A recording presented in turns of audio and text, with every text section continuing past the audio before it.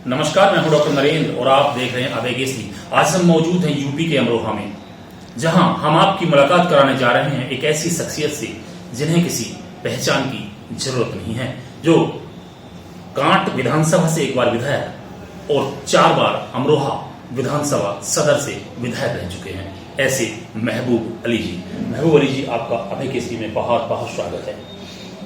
बहुत बहुत शुक्रिया। महबूब जी, 1993 वाले महबूब, 2002 वाले महबूब और अब महबूब, आपको अपने आप को किस रूप में देखते हैं? देखिए, सबसे पहले तो राजनीति में आवाम जैसे रखना चाहता है। अगर आपको कंटिन्यू बने रहना है तो एक बार तो एक्सीडेंटल कोई भी जीत सकता है। पार्टी के नाम पे यह व्यक्तित्व का आपको दर्शाने क्या था, लेकिन लगातार बने रहना, आपको जनता की भावनाओं के अनुरूप रहना पड़ेगा। जहाँ तक 1993 की बात है, अगर बात विकास की कर ले तो उस वक्त विकास के नाम पर निधि नहीं होया करती थी, और 26 महीने 1993 की मैं बना था पहली बार, तो 26 महीने मात्र एमएलए रहा था। तो उस वक्त भी मैंने करीब 42 किलोमीटर, लोग याद करिए, डिडौली से लेकर रवाना तक 26 किलोमीटर है, और हरद्वारी रोड है काट से लेकर अगवान तक। ये मैंने बड़ी रोडें मैंने बनाई थी, मुझे आज भी याद है। तो जहाँ तक है जनता का, जहाँ तक मामला है कि वहाँ चंद लोग उस वक्त आया करते थे। अब हर आदमी ये महसूस करता है कि हमारा अपना खुद का अधिकार है मेरे पास नहीं।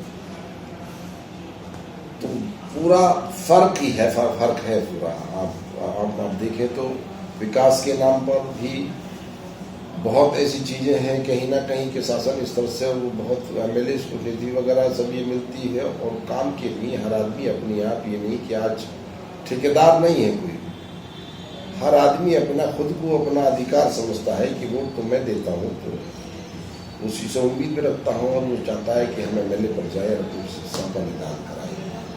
तो ये फ़र्क है उस 1999 में। उस वक्त जहाँ तक है कि रही बात कि लोग जो समझते हैं कि यहाँ जाति और बरादरी धर्मों की बात करने वाले, अगर 1993 से मेरा राजनीतिक जीवन का इतिहास उठाओ तो वो स्वतः लोकतंत्र में समाज सेवा किस चीज़ का नाम है वो स्वतः समझ जाएंगे।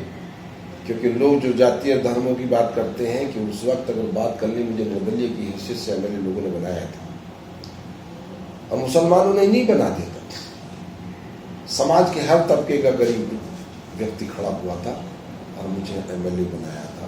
मैं तो आज भी शुक्रगुजार हूँ और मेरे लिए स्वप्न जैसा है, लेकिन मैंने उस मोहब्बत को लगातार अपने आप लिए घूमता हूँ आज भी। अमरोहा की पहचान कमाल अमरोही, आम रोहू से होती है, लेकिन अब महबूब अली से होने लगी है। ये कैसे हो पाया? ऐसा नहीं है, मैं तो एक समाज सेवक हूँ, और आम और रोहू से साबलाए साहब, जिस वक्त साबलाए एक मशहूर हस्ती है यहाँ, इनके मज़ार आज भी है, और आज भी हिंदुस्तान में बहुत से मज़ारों को लोग नज़ीरें देते हैं।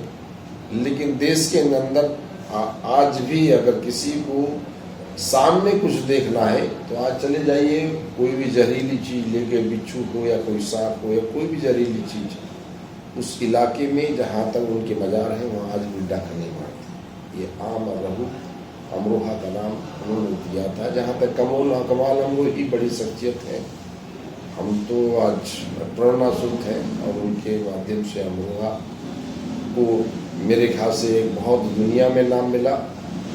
महबूब तो एक छोटा सा कार्यकर्ता है और कोशिश करता है कि जो भी जिस तरह से समाज सेवा होनी चाहिए उसमें कोशिश करता हूँ। पता नहीं लोग कितना अच्छा मानते हैं।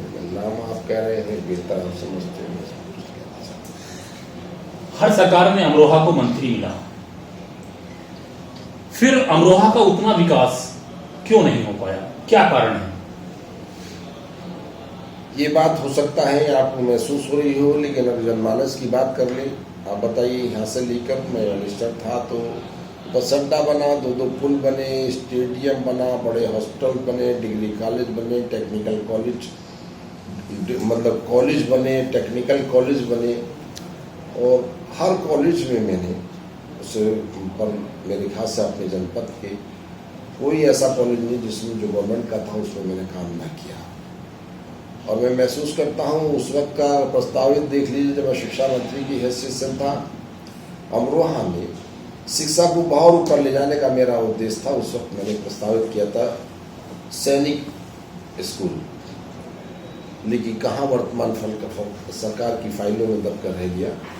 मुझे इससे ज़्यादा और कुछ नहीं कहना। मेरा मन है कि शिक्षा के क्षेत्र में अमरोहा को और भी ज़रूरत है, और समाजवादी पार्टी की सरकार अब बनेगी तो यहाँ एक डिग्री कॉलेज भी बनेगा, जो आजकल लोग ये महसूस करते हैं कि हाँ भाई मेरे ख्याल से इंग्लिश मीडियम स्कूल, तो व्यक्तिगत आधार से क्या मुझे अपना दामन किसी के आगे फैलाना पड़े।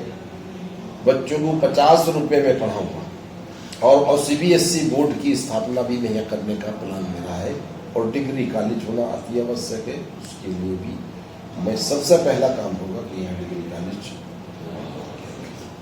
समाजवादी पार्टी से पहले रमाशंकर कौशिक जी मंत्री रहे। 2007 से आप लगातार यहाँ MLA हैं अमरोहा से। वैसे तो 2 से आप MLA हैं, पहले शायद निर्दलीय यहाँ रहे थे आप। 2007 से आप लगातार समाजवादी पार्टी से विधायक हैं। आप 2 बार मंत्री रहे हैं। आपके पास माध्यमिक शिक्षा मंत्रालय जैसा महत्वपूर्ण पद भी रहा है। उसके बावजूद भी अमरोहा इस जनपद में कोई राजकीय डिग्री कॉलेज नहीं बन पाया आपकी सरकार के काल में। कोई ऐसा स्वास्थ्य केंद्र नहीं बन पाया, ऐसा कोई और विकास नहीं हो पाया। आखिर ऐसा क्यों? देखिए, जहां तक है स्वास्थ्य से संबंधित, आप देख लीजिए, स्वास्थ्य से ये जनपद का अपने हॉस्पिटल है, उसमें 100 बेड बढ़ाने का, 150 बेड उसमें, 100 बेड का मैंने यहाँ, 100 बेड का मैंने हसन जोया में ये बढ़ाने का काम किया है। और जहाँ तक है इसे और ऊपर से मतलब जितना हो सकता है संभवतः इस वक्त में हुआ है, हमारी गवर्नमेंट के वक्त में हुआ है। आज भी गवर्नमेंट देख लीजिए, एक कोई रूम बता दीजिए, कोई ऐसा काम बता दीजिए, कोई हॉस्पिटल का बनाता था जी, किसका किसी भी हॉस्पिटल को उन्होंने कहीं ना कहीं उसे बढ़ाने का काम किया हो। तो हमने हमारी सरकार आने के बाद आदरणीय अखिलेश जी के रहते उनका मन रहता है कि स्वास्थ्य के क्षेत्र में, शिक्षा के क्षेत्र में और बिजली के क्षेत्र में बड़े पैमाने पर काम हो, और वो किया है हमारी सरकार में। आप देखिए कितना पावर हाउस बने। आज 1 मेगावाट 1 किलोवाट भी बिजली वर्तमान गवर्नमेंट नहीं बढ़ा पाई। आज बिजली का कीमत कहाँ आसमान पर जा रही है। अगर उत्पादन बढ़ाएंगे तो निश्चित ही आप ये समझ लीजिए कहीं ना कहीं लोगों को, आम आदमी को उसकी राहत मिलेगी। बिजली के रेट घटे दरों पर हमें दूसरे से परचेज करना नहीं पड़ेगा। हम जब खुद पैदा करेंगे तो खुद जब देंगे लोगों को तो सस्ती मिलेगी। आप बता रहे हैं कि आपने विधायक रहते हुए ऐसे बहुत से काम किए, लेकिन यदि मैं बात करूं अमरोहा की, अमरोहा में यदि बरसात हो जाती है तो अमरोहा को मैं ये मानता हूं कि नाव की आवश्यकता पड़ती है। अमरोहा तालाब में तब्दील हो जाता है। इसके बारे में, यानी पानी की जो निकासी है वो आज तक भी क्यों नहीं हो पाई, जबकि लगातार आप 2002 से लगातार विधायक हैं, सरकार आपकी लगातार 2 बार सरकार भी रही है, फिर ऐसा क्यों नहीं हो पाया? इसकी जो पानी की निकासी है, इसके बारे में आपने ऐसा क्या कुछ किया, क्यों नहीं किया? ये आपने सही क्वेश्चन उठाया है, और मेरी प्राथमिकता थी और गंभीरता से उसे प्राथमिकता पर लेने के बाद में समाजवादी पार्टी की जिस वक्त गवर्नमेंट थी, 38 करोड़ रुपया पानी की निकासी यहाँ से लेकर बाल नदी और अमरोहा से लेकर सोत नदी तक, दोनों को अमरोहा को पानी की निकासी के लिए प्लान बन गया, और वो नाले बन गए। वो पानी की निकासी का सारा काम हो गया उसका। वर्तमान में इंक्रोचमेंट जो है, ये पानी की वो कनेक्टिविटी नहीं दे पा रही है गवर्नमेंट। उसमें करीब नहीं तो और 5-7 करोड़ रुपए की जरूरत पड़ेगी, और उससे पास तक कनेक्टिविटी नहीं दे पाए। उसकी वजह से पानी की निकासी पर आपको भी कहने का मौका मिल गया। आपने संभव नहीं था किसी भी कीमत पर अमरोहा की पानी की निकासी दुरुस्त हो जाएगी। ऐसा लगता है कि वो हमें फिर 2022 के चुनाव के बाद जो कहीं कमियां रह गई हैं, अमरोहा की पानी की निकासी 2 माह के अंदर उसे कंप्लीट कर दूंगा। आपकी दुआएं चाहता हूँ। आस्था का प्रतीक गंगा मेला तिगरी, अब जाकर उसको राजकीय मेले का दर्जा मिला है। आपकी सरकार में ऐसा क्यों नहीं हो पाया? देखिए, ऐसा है लगातार, अब ये बात कर ले तो हमारी सरकार में नहीं, आज़ादी से लेकर आज तक व्यक्तिगत आधार पर जिला पंचायतों के माध्यम से मेला लगता रहा। अब ये राजकीय होना, ये सरकार के माध्यम से लगना, बहुत सी ऐसी जगहें आज भी हैं, गंगा है या दूसरी नदियों पर और भी मेले लगते हैं जो सब राजकीय नहीं। मेरी मंत्री जिला पंचायत की चेयरमैन होने के नाते भी गंगा मेले का 5 साल लगातार भव्य समारोह और उसका बहुत अच्छे से इंतजाम करने का मैं सौभाग्य हासिल मुझे है। और वर्तमान में ऐसा नहीं, इस पर बहुत बड़ा एस्टीमेट लगता था। इसे और खूबसूरत बनाने के लिए हो सकता है या सरकार अपने आप सलाह लेने की बात करती हो। इसमें ज़्यादा से ज़्यादा 20 लाख रुपए के आसपास खर्च होता था, लेकिन श्रद्धालु सुविधा चाहते थे और उनके रहने की अच्छी सी व्यवस्था की जाती थी, वो पानी वगैरह की, टॉयलेट्स वगैरह की, और कोई ज़्यादा बड़ा खर्च नहीं था। मैं कहूँगा कि भाई और इसे जहाँ आपकी सोच के अनुरूप समाजवादी पार्टी की गवर्नमेंट आने के बाद में इसे भव्य स्तर दिया जाएगा, ये मैं आपको मुतमईन करता हूँ। अभी पिछले लगभग 2 वर्षों के दौरान देश में आपदा का काल रहा, कोरोना के रूप में लगातार जो है बीमारी बड़े चरम स्तर पर चली, लाखों लोग जो है काल के ग्रास में समा गए। आपने ऐसे विधायक अमरोहा की जनता के लिए क्या कुछ किया? अब साफ को प्रस्तुत कर दें तो आप बताइए। मेरे ख्याल से तो आपका कैमरा आप डिलीट करना पड़ेगा जो आपको भरा है इसमें।